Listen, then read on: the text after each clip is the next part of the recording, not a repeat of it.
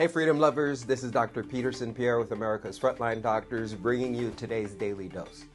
So a growing number of detransitioners are returning to the gender of their birth and are now warning youth considering gender-affirming care not to do it. So one of the reasons is the health complications they're experiencing later on in life. And here's a quote: "If you are young, please don't do this to yourself. Transitioning is not for kids. Parents, don't do this to your children. The risks are too high," end quote. So gender-affirming care, this is what I consider a misnomer, because you should be affirming the gender of your birth, not the one you're trying to transition to, includes the administration of hormones and sex reassignment surgery, is claimed by advocates to save lives. However, this proposed remedy may actually be what's driving the high mortality rate in the transgender community.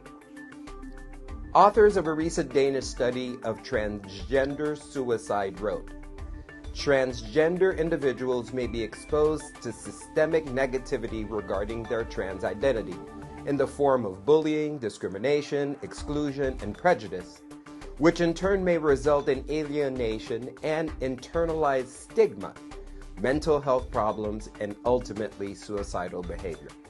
Now, organizations providing gender-affirming care can contribute to the confusion around gender identity and sexuality. So Ray, who is someone in the LGBT community, is against the push for children to transition and is concerned these procedures are being incentivized by the medical community, sort of like the whole COVID shot thing. And he says therapists are being paid today to affirm gender rather than do thorough work on a client's psyche. Because of course you're just going along with the agenda and the propaganda. Dr. Miriam Grossman, a board-certified child and adolescent psychiatrist, stated that the idea of being born in the wrong body is dangerous for kids and has no foundation whatsoever in medicine or biology. In other words, it's propaganda.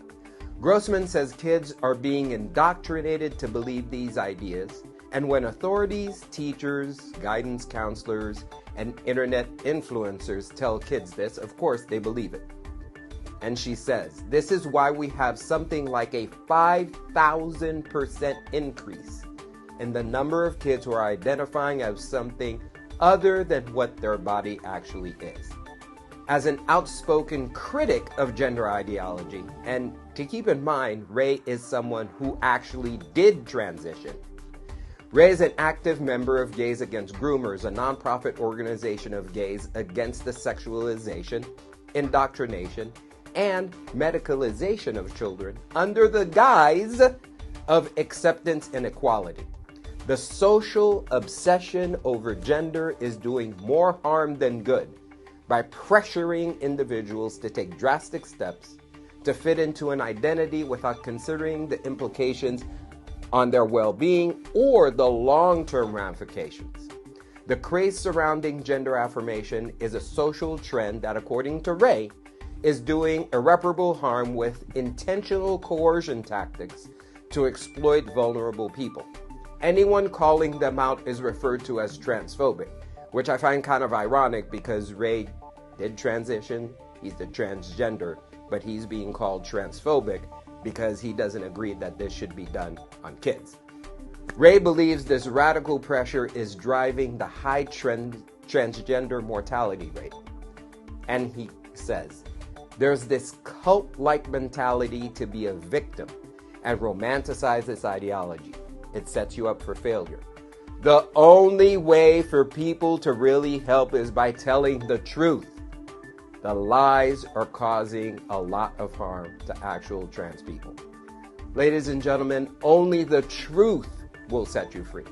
Stay tuned for the next Daily Dose.